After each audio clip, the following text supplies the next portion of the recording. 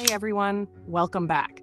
The chapter of Geralt of Rivia, at least the one we once knew, has finally closed. Maybe it's gone for good. Maybe there's still a sliver of hope. But let's be honest, chances are slim.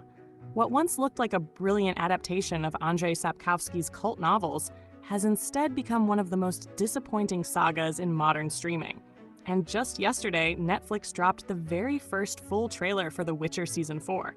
Strangely enough, it didn't look terrible at all. But here's the tragedy. Nobody seems to care anymore.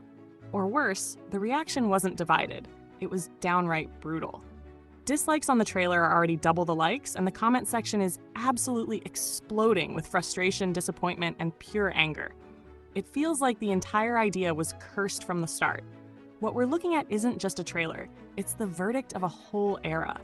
An era that, deep down, never stood a real chance.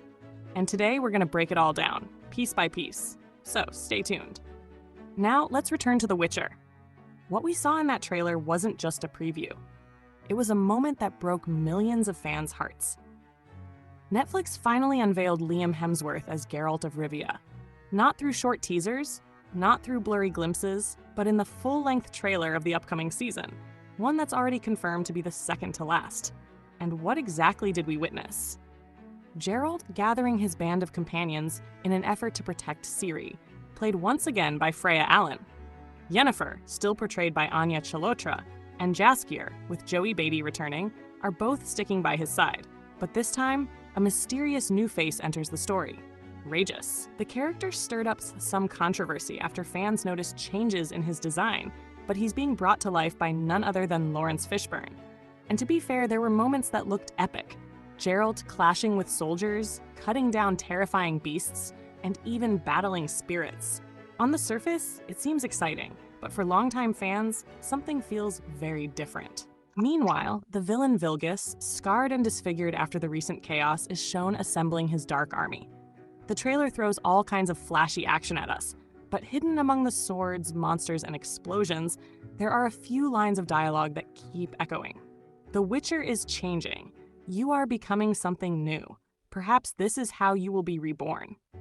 Now, it doesn't take a genius to figure out what's going on here.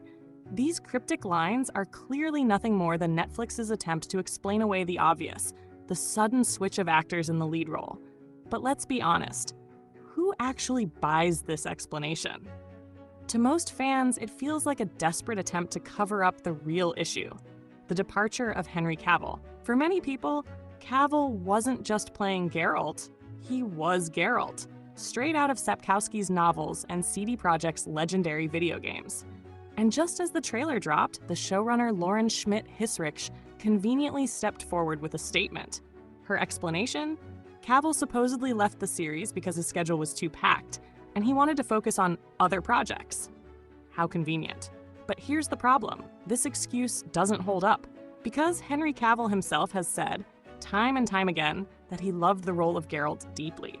He openly declared his passion for the Witcher universe. He studied the lore extensively, and he consistently pushed the writers to stay faithful to Andrzej Sapkowski's books. He wasn't just doing a job, he was defending Geralt's true canonical image. So, why did he really leave? According to Cavill's own words and multiple insiders, the problem wasn't his schedule, it was the creative direction.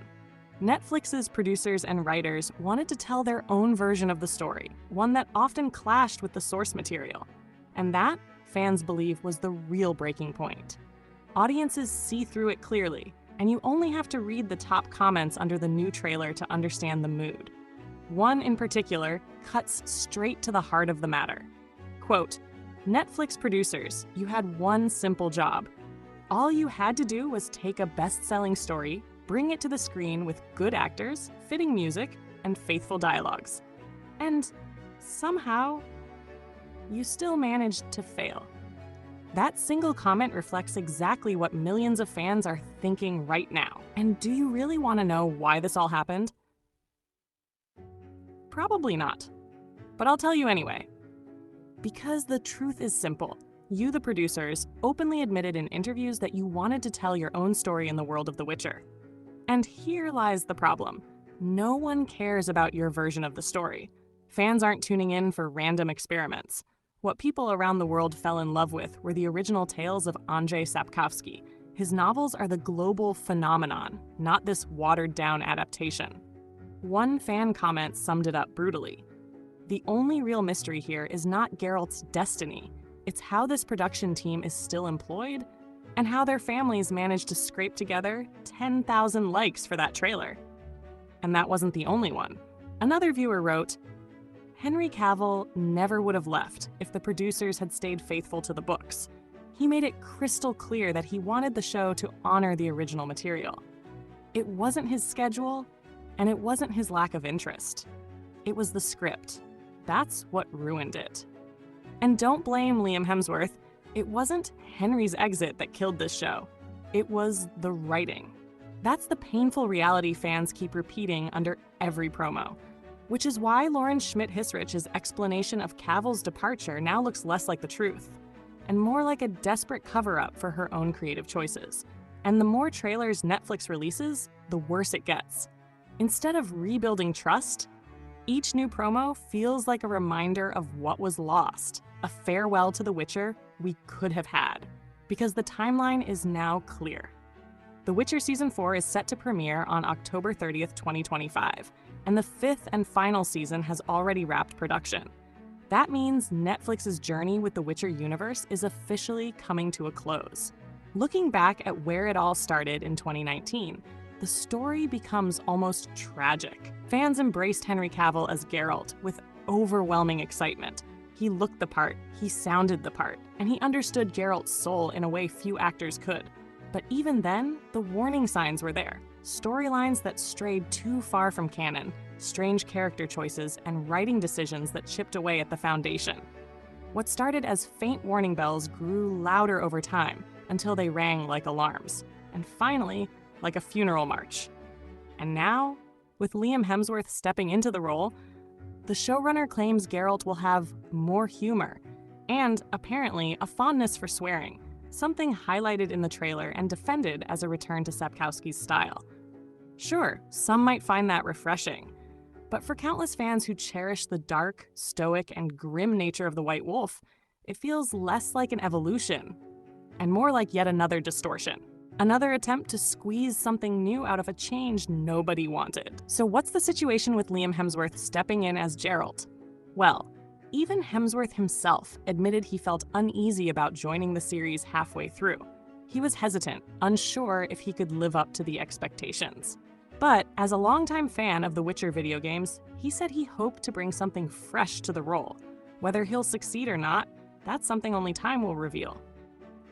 The early reactions to the trailer are mixed, to say the least. Some fans pointed out that visually, Hemsworth looks all right as Geralt, but the moment he speaks, his voice doesn't quite land. Encouraging for a handful of viewers, maybe, but for most, it hardly makes a difference. And here's why. At this point, it doesn't really matter what Netflix puts out. They could deliver the most flawless Witcher season imaginable, and the dislikes would still outnumber the likes. That's what reputation means. You build it over years, and once it's broken, there's no escaping it. Especially when the product, while not completely awful, still isn't exactly great either. Judging by the trailer, the show will likely keep moving in the same uneven direction. Perhaps the visuals are a little sharper, but even that improvement feels uncertain. So what are we left with? A series that doesn't end in triumph, but in a sigh of disappointment. A show that had every opportunity to become a cult classic, but instead became a textbook example of how ambition and stubborn creative freedom can sink even the richest source material. And as if Geralt's recasting wasn't controversial enough, Season 4 is set to introduce another explosive storyline, series involvement with a group of young outlaws known as the Rats. In Sapkowski's books, this arc is notoriously dark, filled with violence, betrayal, and trauma for Ciri. Netflix, it seems, hasn't skipped it, they've just softened some edges. Even so, Christelle Elwyn's character Mistel will not only abuse Ciri, but also spark a same-sex romance with her, leading to very grim consequences. The actress herself admitted in an interview, she enters a very dark part of herself, which I think will be terrible to watch. Fans debated this storyline back when it was just in the books, and now, adding it to an already troubled series, risks igniting a fresh wave of outrage. Meanwhile, the internet has wasted no time. Parodies, explicit memes, and even edgy cosplay interpretations of series arc have already started flooding social media. And of course, the spicier content has found its way into fan channels outside YouTube. So in the end, what do we have? Not a bittersweet conclusion, as George R.R. Martin once promised for Game of Thrones, but a flat-out bitter aftertaste. Netflix's The Witcher has become the story of one colossal missed opportunity. It's the tale of how a perfect actor for the role, Henry Cavill, was forced out by creative clashes. It's proof that when you try too hard to improve a masterpiece, you risk destroying its very essence. Fans dreamed of an epic saga, and instead they were handed a hollow imitation. And now, as the series limps toward its finale, all that remains is regret. And one haunting question: did Netflix ever truly understand what made this story magical? And where exactly did they go so wrong? Sadly, the answer feels obvious. But let's keep the discussion going. Drop your thoughts in the comments below. And before you head out, don't forget to subscribe, hit the bell icon, and check out the links in the description for more updates.